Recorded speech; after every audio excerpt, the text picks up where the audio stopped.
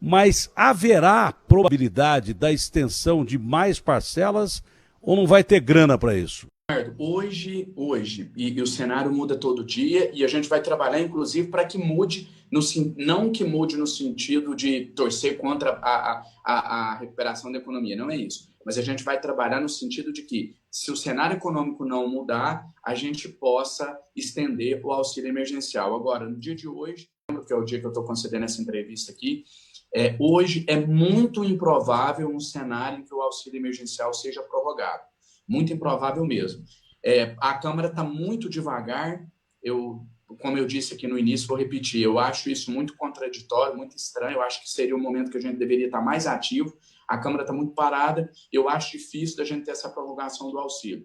Até meados de 20 de dezembro, a situação econômica esteja pior. Segundo a avaliação do Ministério da Economia, da qual eu discordo, mas o cenário econômico hoje não dá margem, pelos parâmetros deles, à necessidade da prorrogação do auxílio emergencial. Então, é um cenário pessimista em relação à economia e, infelizmente, também em relação à prorrogação do auxílio aí para os meses de janeiro, fevereiro e março.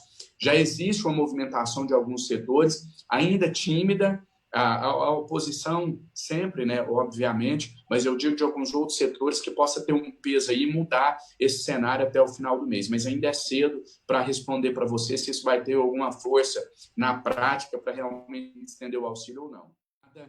A comunicação do governo com nós parlamentares nos últimos meses aí, desde que o início do período eleitoral para cá, foi muito enfraquecida essa comunicação e a gente não vê nenhum movimento, nem na Câmara, nem no Senado, nem no Palácio do Planalto, para dar uma resposta a essa população mais carente, que a gente está falando aqui dos beneficiários do Bolsa Família, especificamente do auxílio emergencial. A gente não vê nenhuma movimentação para que se tenha uma resposta aí a curto prazo para essas pessoas. Eu quero só pegar a deixa aqui da colocação que você fez antes da pergunta, dizer o seguinte, nem todo mundo está preparado para ouvir a verdade, né? Então, as pessoas às vezes esperam que a gente crie fantasias para agradá-las, para dizer coisas. Então, assim, eu sou um deputado em 513, então a gente não vai ficar aqui, como a gente disse no início da transmissão, a gente não vai ficar aqui falando, vai aprovar agora o 13º do Bolsa Família, legalmente, né? Vai passar a ser uma obrigação legal, vamos aprovar o 14º salário dos aposentados, olha, a MP1000 pode ser pautada amanhã. Nós não vamos ficar criando falsas expectativas, esse não é o cenário, né? Quem hoje, além do presidente da República, estou falando do poder que eu faço parte, que é o poder legislativo, quem hoje teria autonomia para mudar essa situação da noite para o dia, para pautar essas matérias todas, é o presidente da Câmara dos Deputados. Inclusive, esse é o motivo que eu decidi colocar o meu nome como pré-candidato à presidência da Câmara dos Deputados, porque eu sei da necessidade dessas matérias, a questão ideológica e a questão partidária. É isso que a gente precisa para fazer o Brasil andar.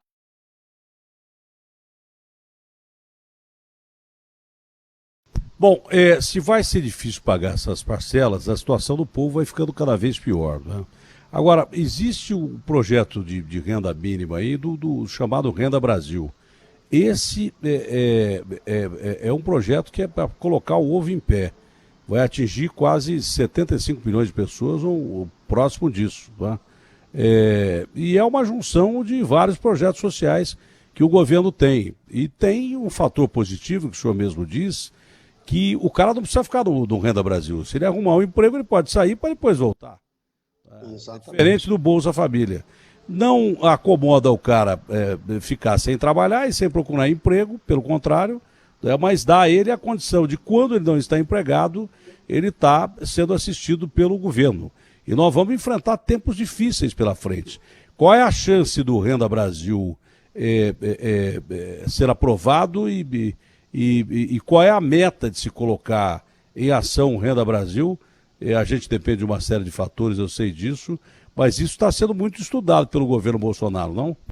Primeiro que, assim, sua pergunta me faz me remeter àquela velha fala minha, né, que eu sempre disse que eu acho bacana a gente cobrar corte de regalias de políticos, mas que a gente tem que dar um passo além, e esse passo além é exigir que esses mesmos políticos também trabalhem pela população, o que infelizmente não vem acontecendo. eu acho estranho, contraditório, que no momento de pandemia, que é onde a população mais precisa que nós, que somos os seus legítimos representantes, trabalhemos e demos respostas, a Câmara praticamente está parada. A gente ficou aí 15 dias sem sessão, voltamos na semana passada, agora essa semana de novo, inclusive agora eu estou falando com você aqui em meio a uma sessão da Câmara, sessões essas que estão acontecendo de forma virtual, mas a gente não vê o interesse em se pautar matérias que são de interesse do povo brasileiro. Primeiro, a desculpa era o período eleitoral, as eleições já acabaram, depois ficou tudo travado por conta da possível reeleição do atual presidente da Câmara, e ainda hoje as discussões principais giram em torno disso, em torno da sucessão à Câmara dos Deputados. Enquanto isso, quem está de fora, o povo está em casa, sem emprego, sem renda, sem perspectiva de melhora, né, com essa possível segunda onda do Covid, que ninguém sabe se vai ou se não vai acontecer, mas infelizmente o cenário atual é que, independente de segunda onda ou não, vai demorar um bom tempo ainda para que as atividades, para que a economia retorne ao seu ritmo normal. Eu não acredito que isso aconteça antes do segundo semestre de 2021, inclusive na segunda-feira, durante a nossa sessão lá, que foi a madrugada adentro, eu tive uma informação que me deixou muito preocupado e pessimista, de que a Câmara só deve voltar às suas atividades normais, com as comissões funcionando e as sessões acontecendo de forma presencial no segundo semestre de 2021. Essa é a perspectiva de todos lá. Então, a gente ainda vai ter um longo período aí pela frente, com a pandemia, com a quarentena, um período muito difícil que o nosso país ainda vai atravessar, acredito eu.